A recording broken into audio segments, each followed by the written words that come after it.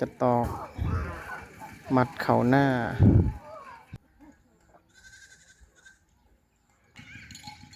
จะเอากันนี่ประตูนะพ่อเฒ่าเนาะโอ้เพิ่นนี่บ้านยังเขาเอิ้นพ่อเฒ่าลูกพ่อลู่เนาะโอ้บางเฮือนเพิ่นบ่มีไฟเพิ่นเอาตัวนี้ละใส่งานนี่ในจุดนี้ออกจากจุดห้วย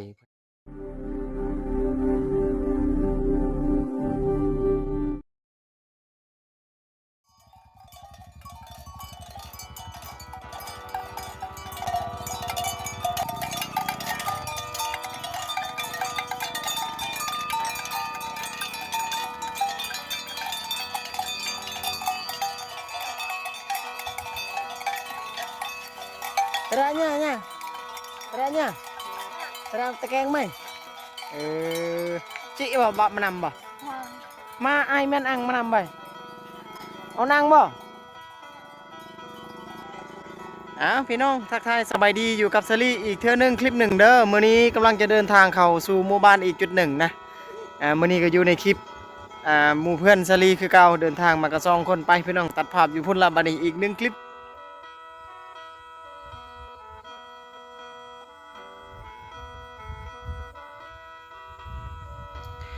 ตอนนี้ได้เข้ามาฮอดเขตหมู่บ้านแล้วพุ่นและทางหน้าพุ่นจะแนมเห็นเฮือนของชาวบ้านอยู่เดี๋ยวเข้าไปส้มนำกันพี่น้องเก็บภาพบรรยากาศครั้งแรกในชีวิตนะซารี่ที่เข้ามาในจุดนี้เป็นหมู่บ้านชนเผ่ารู้เผ่ามังกรหรือบ่อนี่ก็รุ่นน้ำกันอยู่พุ่นละเดี๋ยวสิเข้าไปในหมู่บ้านนะ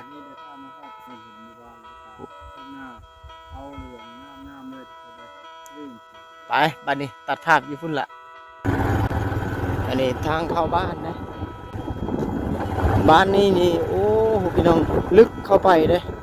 ห่างจากเมืองนี่ค่อนข้างหลายกิโลน่าจะเป็นบ้านสุดท้ายของอันเมืองพีดนะกายนี่น่าจะเป็นเขตเมืองวิระเลยล่ะนี่แต่ผู้นะอ้อมหอบเขตนี่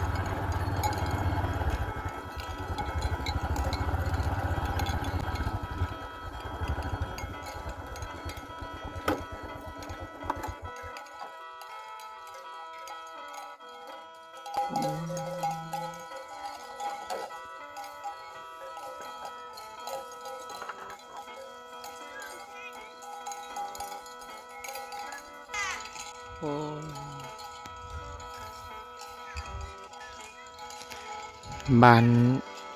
เขามาหอดเลยทุกคนบ้านบ่ค่อยใหญ่นะตามเบิ่งในภาพตอนนี้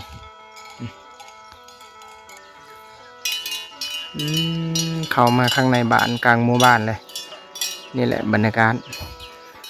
บ้านนี่รู้สึกว่าเป็นบ้านที่มีความ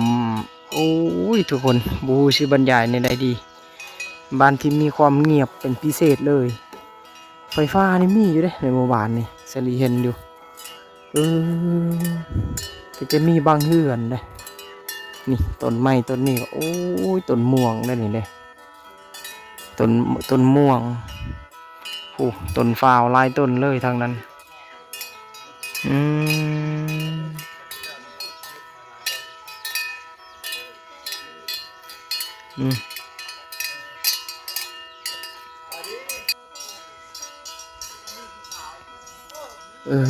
บ้านนี่ทุกคน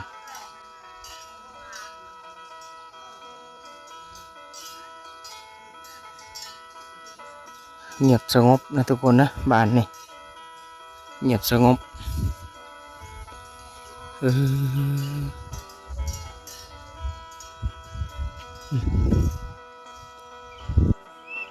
เป็นบ้านหนึ่งที่ใบใหญ่พอสมควรนะทุกคน ผู้บ้านจะกว้างไปพุ่นบ้านจะกว้างไปผู้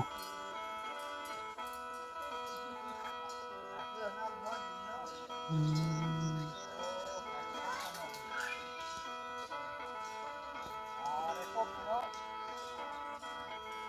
มบรรยากาศในหมู่บ้านบ้านนี้สัญญาณบ่มีเลยทุกคนสัญญาณนี่บ่มีเลยเพราะมันห่างจากความเจริญนี่หลายกิโลอยู่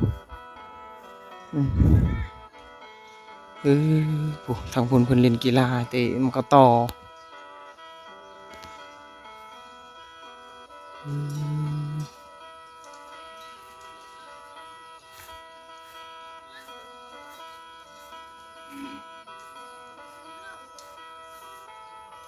อื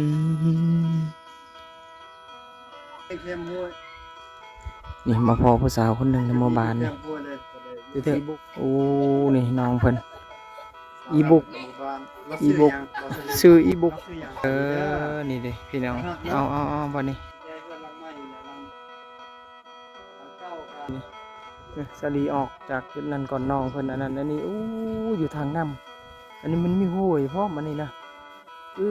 ห้วยนี่น้ำใสเลยนะนี่นะน้ำใสทุกคนนี่นะสถานที่เพิ่นอาบน้ำอ๋อเถอะน้ำใสเลยนี่อันนี้โคกตำข้าวนะตำข้าวด้วยมือมีอยู่ในหมู่บ้านนี่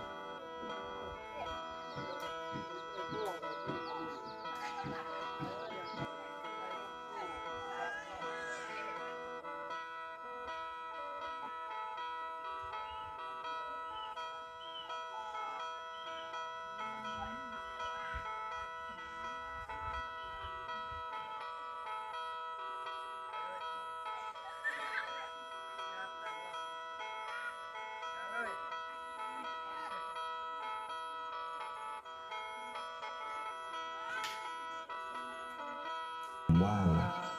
ผมจะโทรหาพี่เมย์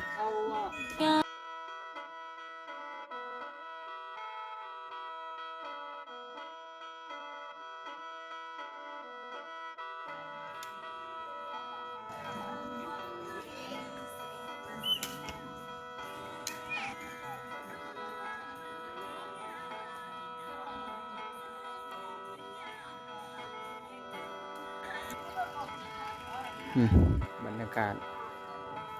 โอ้ทุกคนสวยงามเลยบ้านในดินเพียงเลยห่างเลยจากบ้านทิศรีไทยในคลิปหลังๆนะอันนี้นะถือว่าห่างไกลกันหลายนะจุดนี้นะทางหลังก็จะเป็นหน้านะมีหน้ามีอันนั้นอยู่ไปจุดใดก็เห็นแต่เขาจะตอกนี่เลยเพราะว่าเป็นฮอดฤดูที่เพิ่นมันเข้าเลยกิจกรรมสิ่งที่เกิดขึ้นก็เห็นแต่เขาจัดตอกนั่นแหละฤดูที่ว่าเพิ่นอันนั้นเข้าเริ่มฮอดขั้นตอนมัดเข้าต่างๆดิ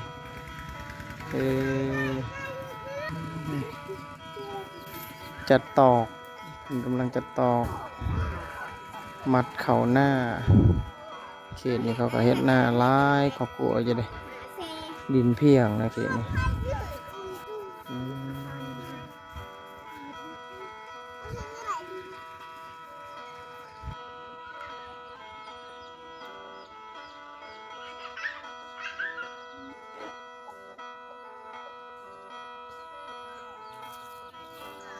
นี่อันนี้ส่วนเพิ่นปลูกผักเลยทุกคน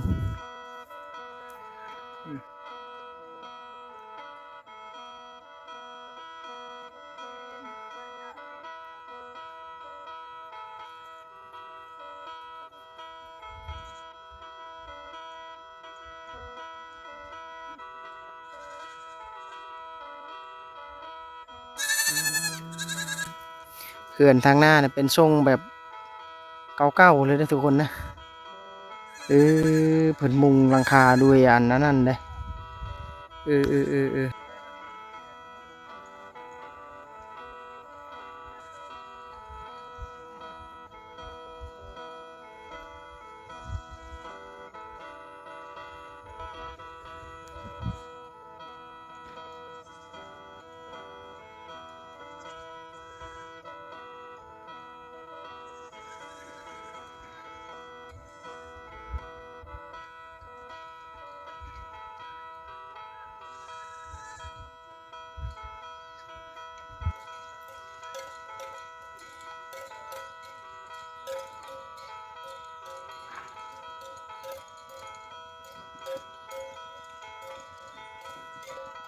ไปที่นี่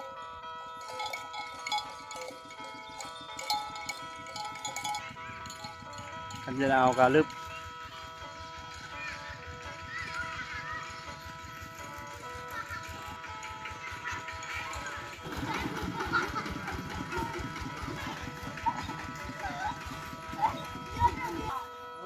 อันนี้โอ้หานขายเครื่องเพิ่นนี่เพิ่นขายเครื่องหลายอย่างเลยนี่นะมีขนมมีอันนั้นได้ขนมเพิ่นขายขนมขายนั้นนี่แหละเจ้าของเพิ่นนี่เด้ ขายหลายอย่างเนาะเท่าเนาะโอ้อันนี้มีเฮานางเข็ม นางเข็มพร้อมเลยเอามีขนมมีอันนั้นเพิ่นขายหลายอย่างอยู่เลยทุกคน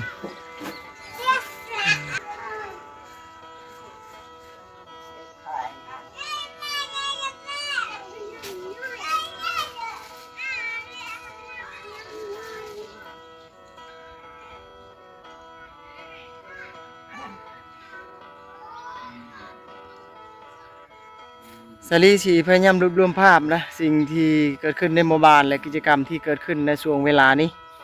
น่าจะอยู่ใน2-3 โมงแล้วล่ะตอนนี้สลีก็บ่ได้เบิ่งโมงคักๆพี่น้องเก็บภาพบรรยากาศในหมู่บ้านนี่แหละบัดนี้เอ้านี่มันอยู่จุดนี้ผู้สาวในเฮือนเพิ่นนี่กินมะกะทินชื่อเนี่ยชื่อจังใดก็ชื่อเนี่ยใดชื่อส้นโอ้น้องส้นอยู่ที่บ้านพ่อลูพี่น้องจุดนี้จักปีแล้วน้องจือบ่อายุน้อง15 ปีน้องส้นโอ้พี่น้องนี่เด้ใส่ชุดนี่ฮะก็มาแต่เกี่ยวข้าวบ่เกี่ยวอยู่บ่โอ้มาแต่เกี่ยวข้าวพี่น้องเพิ่นแวะมาทางนี้ก็เลยเห็นเพิ่นนี่ล่ะนี่น้องส้นว่าซั่นเอาบ้านนี่บ้านใหญ่เลยทุกคนใหญ่พอสมควรอยู่ทุกคนให้ฟังนะออกจากเฮือนน้องเพิ่นก่อนเป็นสมจุดเดินนำพี่น้องอันนี้นำสร้างเก่าได้นี่เด้เพิ่นใช้งานหรือบ่นี่ทุกคนจุดนี้มันมีนำสร้างอยู่บ้านนี่เฮือนบางหลังก็ใหญ่นี่คือทางนั้นนะใหญ่เลยนะเฮือนหลังใหญ่เลย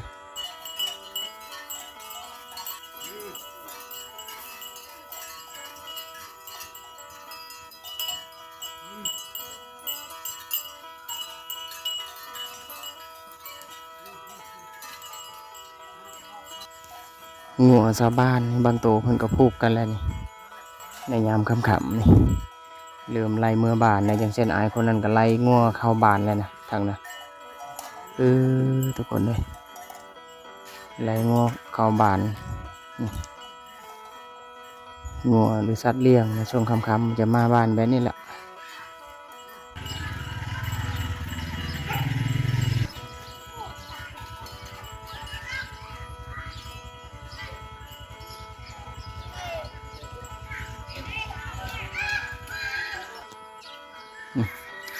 สาลีก็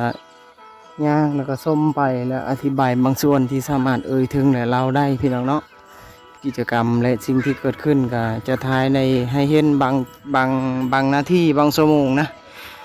มาถึกช่วงเวลาพอดีก็จะได้เห็นกิจกรรมของชาวบ้านบางชั่วโมงเพิ่นก็เฮ็ดนั่นเฮ็ดนี้หลายๆอย่างนั่นแหละสวยงามเลยบรรยากาศเฮือนผสมผสานหลังใหญ่ก็มีหลังงามเลยก็มีพี่น้องเนาะทาสีอย่างดีเลย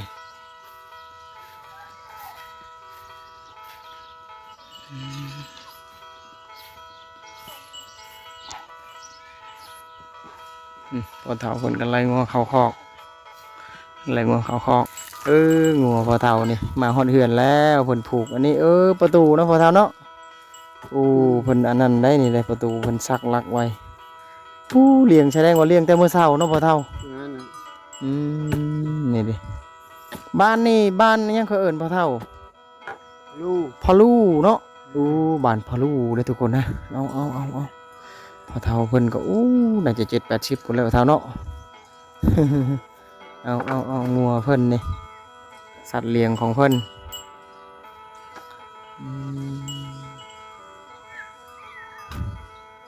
เก็บภาพจุดนี้สวยงามเลย ต้นเผาวต้นม่วงในเครื่องปลูกนี่เต็มหมดเลย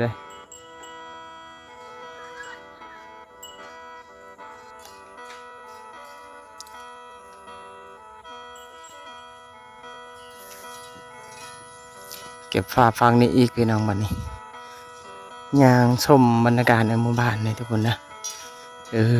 ค่อนข้างเป็นบ้านหนึ่งที่บอกมีความเงียบและเป็นธรรมศาสตร์อยู่ค่อนข้างสูงเลยสังเกตจากงัวควายนี่งัวนี่กรุงกุ้งกิ้งอยู่งัวเริ่มมาแต่ป่ามาเลี้ยงมาป้อยแถวนี้แหละบริเวณบ้านนี่อุดมสมบูรณ์นะสัตว์เลี้ยงก็จะมีอาหารพืชผักที่สามารถกินได้ทั้งปีทุกคนบ้านนี่บ้านที่อยู่ห่างจากความเจริญนี่ค่อนข้างหลายกิโลนะแต่ว่าจะเห็นรถบางเฮือนก็มีรถอีตอกอีเต้นมีอันนี้ฟืนเนี่ยฟืนเนี่ยจะเป็นฟืนยางพารานะเพิ่นหามาใส่มาอันนั้นมาไหวนี่นี่ก็แบนี่ขอกแบเพิ่นเนี่ยค่อนข้างแบไว้นี่หลายโตเลยขังนี่พี่น้องเนาะนี่สวยงามสวยงามอันนั้นก็งัวนี่ก็งัวคือกันนี่งัวคือกันนะนี่งัว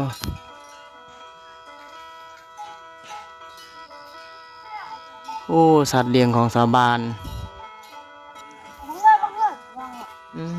ก็ขึ้นมะขามอยู่แล้วนี่อ้าวตกเลยนะเขาเอาลงมะขามเลยนี่ใช่มาไอกินเนี่ยมะอ๋อ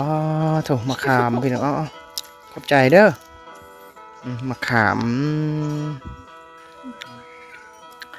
อันนี้เป็นสถานที่เขาอาบน้ำเลยทุกคนนะนี่เริ่มค่ำเลยเริ่มมีคนมาอาบน้ำพูนทางพูนบ่ฮู้ว่าในวิดีโอจะเห็นชัดเจนหรือบ่นะเขาอาบน้ำกันอยู่สดีจะบอกเข้าไปนะอาจจะเป็นการรบกวนเขาอีกอย่างเขาอาจจะอายนะเข้าไปยันเขาแลนปุ๊บหมดพี่น้องบ่ได้ถ่ายทำซ้ำพูนทางพูนเขาอาบน้ำ